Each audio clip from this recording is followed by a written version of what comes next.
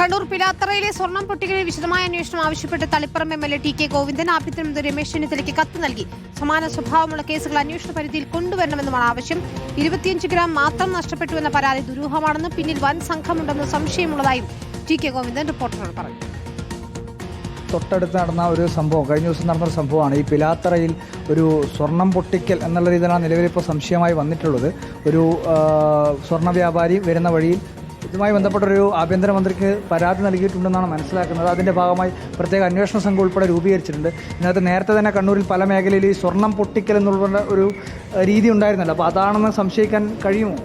ആ പിലാത്തറയിൽ ഉണ്ടായിട്ടുള്ള സ്വർണ്ണ കവർച്ചയിൽ വലിയ ദുരൂഹതയുണ്ട്. കാരണം അവിടെ പരാതിക്കാരൻ പറഞ്ഞ് 25 പവൻ കവർന്നു, 25 ഗ്രാം കവർന്നു എന്നാണ് ആ പരാതി തന്നെ പറഞ്ഞിട്ടുള്ളത്.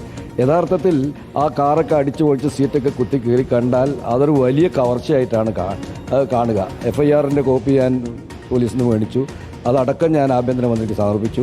ഇതിൻ്റെ പിന്നിൽ വലിയ ഒരു ഗൂഢസംഘം തന്നെ, സ്വർണ്ണ കള്ളക്കടത്തും സ്വർണ്ണ പൊട്ടിക്കലും ഒരു സംഘം തന്നെ ഇതിൻ്റെ പിന്നിലുണ്ട് എന്ന് വേണം സംശയിക്കാൻ.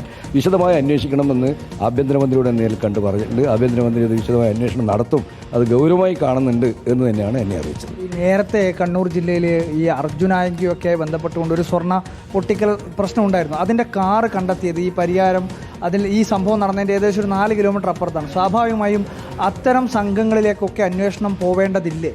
തീർച്ചയായിട്ടും അത് അന്വേഷിക്കട്ടെ, വിശദമായ അന്വേഷണം നടത്താമെന്നാണ് ആഭ്യന്തരമന്ത്രി പറഞ്ഞത്. അന്വേഷണത്തിൽ കണ്ടെത്തട്ടെ അതിൻ്റെ പിന്നിൽ ആരൊക്കെയാണ്, എന്തൊക്കെയാണ് രഹസ്യമുള്ളത്, ആരൊക്കെയാണ് അതിൻ്റെ പിന്നിലുള്ളത്, അന്വേഷണത്തിൽ കണ്ടെത്തട്ടെ.